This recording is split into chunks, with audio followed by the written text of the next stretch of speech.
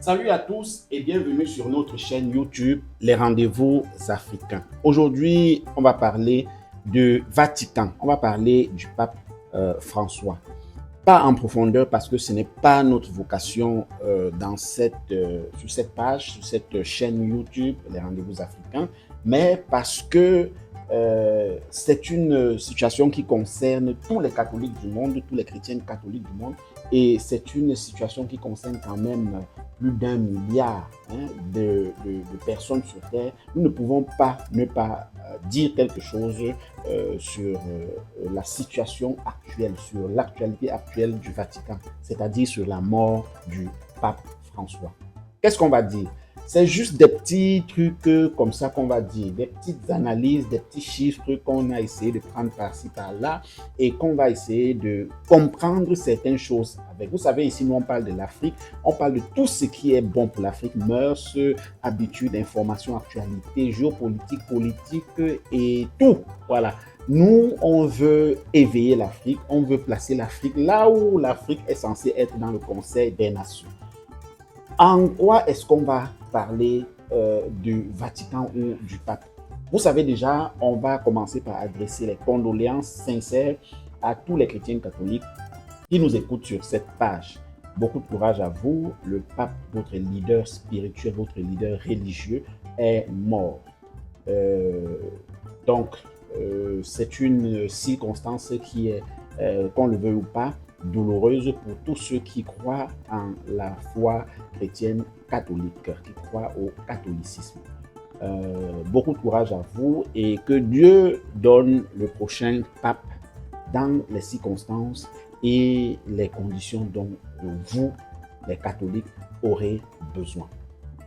En 2022, vous savez, le monde entier comptait environ 108 481 séminaristes. Les séminaristes, ce sont des personnes qui sont en train de faire l'école de théologie pour finalement être des prêtres, ordonnés prêtres. C'est ça les séminaristes. On comptait 108 481 dans le monde.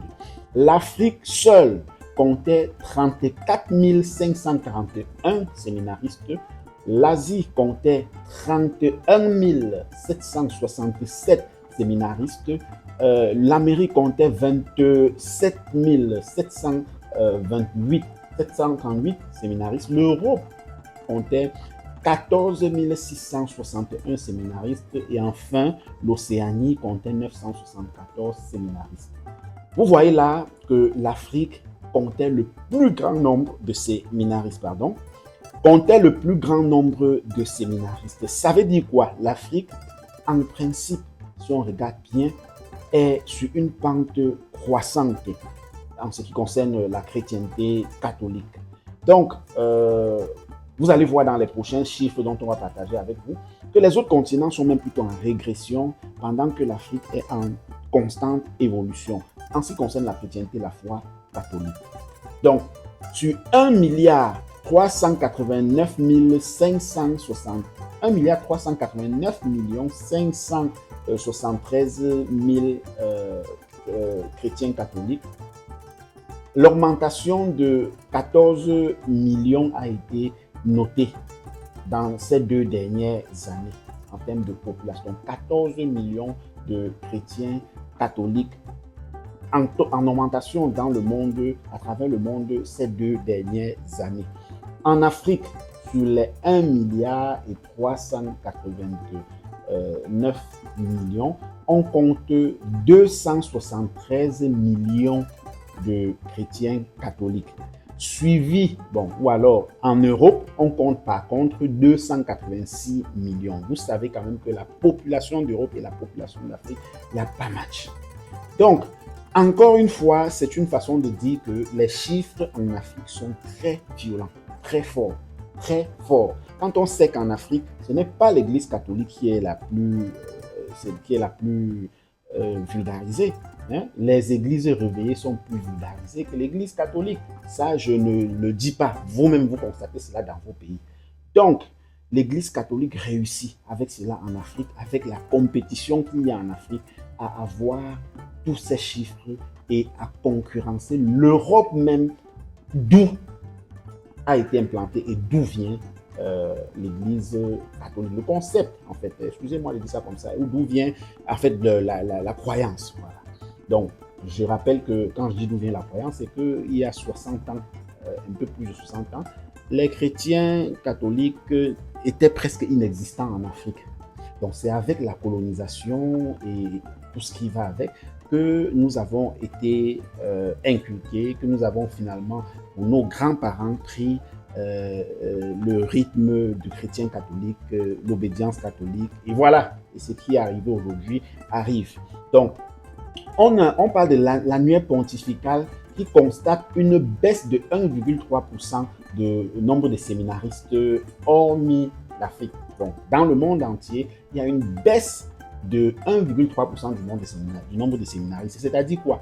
De plus en plus, il se pourrait que les gens ne veulent plus aller être des prêtres, ordonnés prêtres, donc confier leur vie au sacerdoce afin de pouvoir faire continuer l'œuvre de Jésus-Christ sur terre, comme le dit la mission d'ailleurs dont est portée, dont est chargé les prêtres.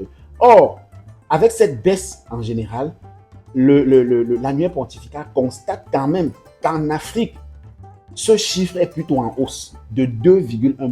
Donc, pendant que tout le monde entier est en train de baisser en taux avec le taux de personnes, le nombre de personnes qui se lancent dans le sacerdoce, en Afrique, cela est plutôt en train d'augmenter et d'augmenter de façon très forte, 2,1%. Donc, une fois de plus, c'est la preuve qu'en Afrique, les chiffres, l'Église catholique est plutôt, en fait, l'Église, la chrétienté, la foi est plutôt grandissante. Le nombre de religieuses chute, le nombre de religieuses chute partout dans le monde, au chiffre symbolique de moins de 600 000, donc moins de 600 000 religieuses à travers le monde, donc soit une baisse de 1,6% en général, mais sauf qu'en Afrique encore, il y a une hausse de 1,7%. Donc avec toute cette baisse-là, dans tous les domaines, que ce soit en nombre de séminaristes, que ce soit en nombre de prêtres, que ce soit en nombre de religieuses, tout est en train de baisser partout dans le monde, sauf en Afrique où tout est en train d'augmenter. Le nombre de séminaristes, le nombre de prêtres et le nombre de religieuses. Alors la question qu'on peut se poser, c'est pourquoi en Afrique, tous ces chiffres augmentent et augmentent de façon très significative. Pourtant, l'Afrique est dans tout ce désordre, cette pauvreté, cette misère que nous connaissons tous. Pourquoi? C'est ça la question. Pourquoi est-ce que dans un continent où la foi catholique seulement, là c'est l'échantillon du catholicisme, on voit tous ces chiffres, ces grandissants. En fait, c'est le meilleur élève de la classe d'Afrique et donc, sans risque de me tromper, je peux vous dire, le meilleur élève de la classe en ce qui concerne le catholicisme. Je peux projeter, je peux être sûr que si on projette dans les autres obédiences, surtout les autres obédiences chrétiennes, l'Afrique est de très loin, très loin en avant encore. Mais la question qui se pose, c'est pourquoi est-ce qu'avec tout ça, l'Afrique reste le continent le plus pauvre, le plus misérable et qui regorge de plus de catastrophes naturelles possibles. Le paludisme, le VIH-Sida, les guerres, tout en fait, tout. Est-ce que Dieu aurait oublié l'Afrique? Point d'interrogation. Est-ce que c'est souffrir qui est la meilleure façon de se rapprocher de Dieu? Point d'interrogation, parce qu'on ne sait pas. Peut-être, c'est en souffrant, donc c'est en étant pauvre qu'on est le plus proche de Dieu, et alors Dieu nous rapproche le plus de lui, nous les Africains, en nous gardant pauvres. Point d'interrogation. Mais il faut constater que avec la mort du pape François, on a un conclave qui va commencer dans les prochains jours. Et le conclave, c'est pourquoi? Pour élire le nouveau pape. Normalement, il y a 135 cardinaux à travers le monde. Vous savez, les cardinaux qui ont plus de 80 ans ou bien 80 ans au moins ne peuvent plus être électeurs. Donc, ils ne peuvent plus aller au conclave. Donc, les cardinaux ayant moins de 80 ans sont au nombre de 135. Et les 135 seront à Rome pour le conclave. Le conclave, Ça se passera comme vous savez que ça se passera. Et vous avez vu, on n'a jamais eu de pape africain. Hein? Jamais. Je vais même vous donner quelques chiffres d'ailleurs, encore, qui peuvent vous faire un peu comprendre à quel point c'est quand même ancré. Nous avons dans le conclave les 135 cardinaux là, malgré le fait que le nombre de chrétiens en Afrique est de 273 millions, alors qu'en Europe, où c'est le plus élevé, est de 286 millions. Donc une différence de quelque chose comme 8 ou 7 millions uniquement. Pas beaucoup. Pas trop. 9 millions, quelque chose comme ça. 9 millions environ de différence. Mais les cardinaux en Europe qui vont participer au conclave sont à 54. Il y a 54 cardinaux européens qui seront au conclave, parmi lesquels on pourra donc, sur 135 chances, l'Europe a 54 chances d'avoir un pape européen.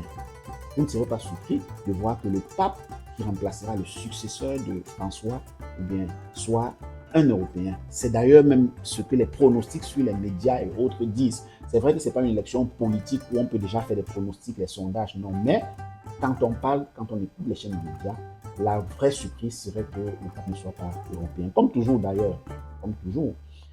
En Afrique, on a 17 cardinaux africains qui seront présents.